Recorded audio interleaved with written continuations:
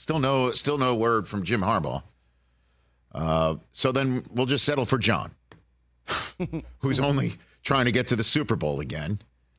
He's a 1 seed for the second time. Didn't make the Super Bowl that year. And for the first time, though, they made sure they won that division game. So they are hosting an AFC Championship game. This is unbelievable. I looked this up. As soon as the Ravens won that game against the Texans, I'm like, so when was the last time the Ravens hosted an AFC Championship game? And I started looking back, and the answer was never. The Ravens have never hosted an AFC Championship game. It's either been at New England or it's been at Pittsburgh. Wow. That's it. They have never been home for an AFC Championship game. And that included, the year that they made it with Ray Lewis, with Billick. Oh, way back in, what was they that? Didn't. 2000? The last time they hosted an AFC Championship game, they were the Baltimore Colts hosting John Madden's Raiders in the old Memorial Stadium the year after Don Shula left to go to Miami, and they went on to Super Bowl V in winning that game, 1970. That's the last time Baltimore football fans would say, let's go and settle into our home stadium and watch our team to see if they'll make the Super Bowl. Although back then, it might be this. What are they calling it now? They're calling it the Super Bowl. They're no longer calling it the NFC Championship game. That's how long ago it's been since Baltimore's hosted a title game in its town in football. So, cue John Harbaugh about the mindset of this team looking as great as they've looked, playing as well as they just played in the second half of their divisional playoff game. Lamar playing at the top of his game. The defense is buzzing. And how does he approach this in the mindset? And this is another reason why I love the Harbaughs. We think alike. Hit it. Yeah, I mean, the biggest thing is always the biggest thing. It's you want to go play well. It's one game. It's like the Hoosiers movie, right? I mean, have you seen that movie, Sean? You know, like, and I got to say it to our team because I'll bet our players haven't seen it. If I gave them that reference, I mean, 10 feet high. The free throw line is 10 feet. So it's 100 yards long and 53 1/3 yards wide. The field doesn't change. The hash marks are on the same spot. So really, our guys understand that. They've understood that all year. Your focus is always going to be on just playing your best football game, and all the details that go into that, one play at a time. That's what my mom always says, so I'll go with that advice. I love it. I do that all the time. I make Hoosiers references all the time, as you know, from this seat, this chair. It's my favorite sports movie ever, and it makes sense. It does give a sense to the players. Hey, just a bigger spot in terms of attention and obviously what it means to win, but it's still the same game. Coach Dale measuring the rim to the floor in the old Butler Fieldhouse and from the baseline of the free throw line, just like our home gym, and he makes a great point. And the only difference is, unlike Coach Dale, I don't think Harbaugh is going to make a point by taking one man off the field and saying, that's my team on the floor. That would be a I'm sorry. bold move. No, I'm sorry. That's just Notre Dame against Ohio State. My bad. I'm having the time of my life right now. Having the time of my life because we won the Natty, because his brother brought it home.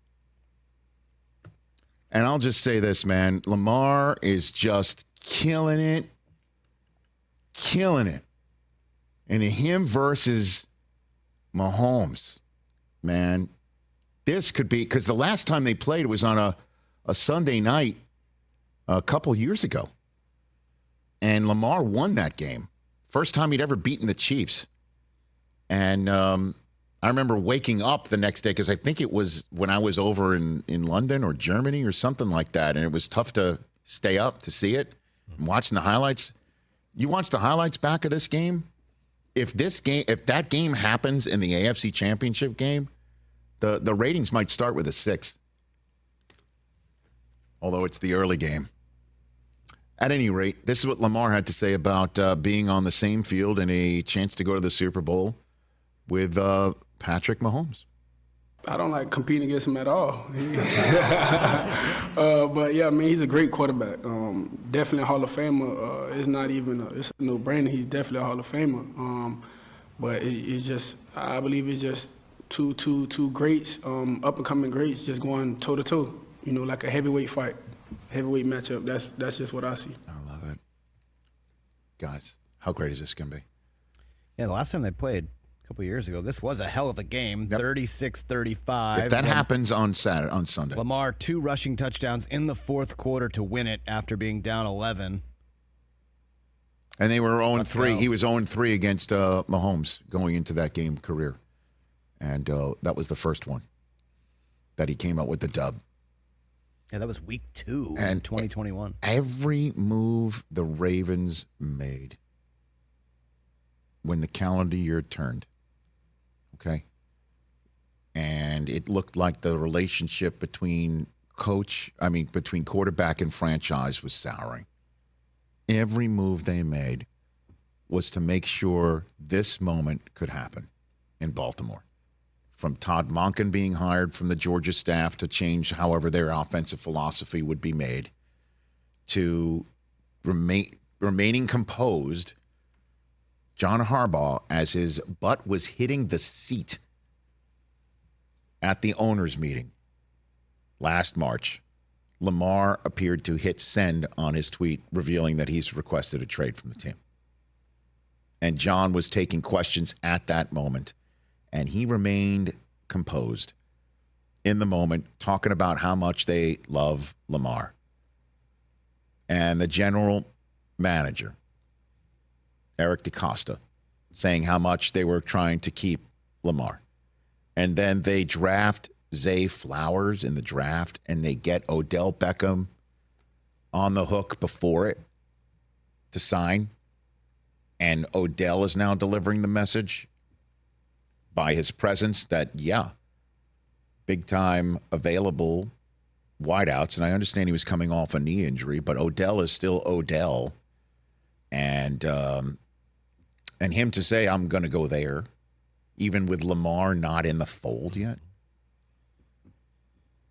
Get someone in your life, everybody, who loves you like the Ravens love Lamar Jackson. Please do that.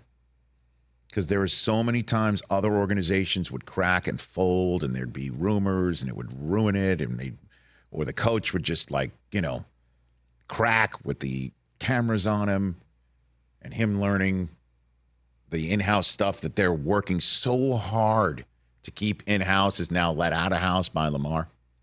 All of that working towards this moment from happening, and it's happening.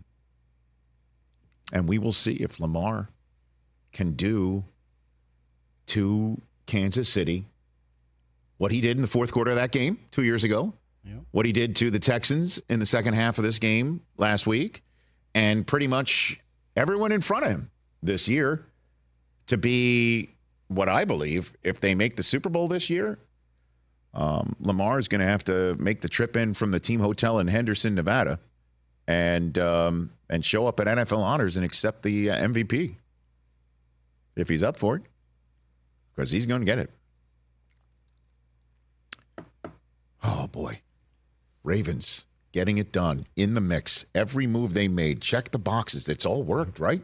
Name me one that hasn't worked for them. And also, we forget about the fact that this team, every running back that plays for this team gets hurt, and that they that's another one too. Yeah, keep churning, Dalvin Cook, more people in, and had another guy step up over the last 2-3 years. Dalvin Cook might end up getting a ring after all. Dalvin Cook had 3 carries for 22 yards in the playoff game against the Texans. I looked it up. That was more than he had in 10 individual games for the Jets in his 15 appearances for the Jets this year. Wow. In 3 carries. Catch the Rich Eisen Show every single day on the Roku channel, 12 to 3 Eastern, for free.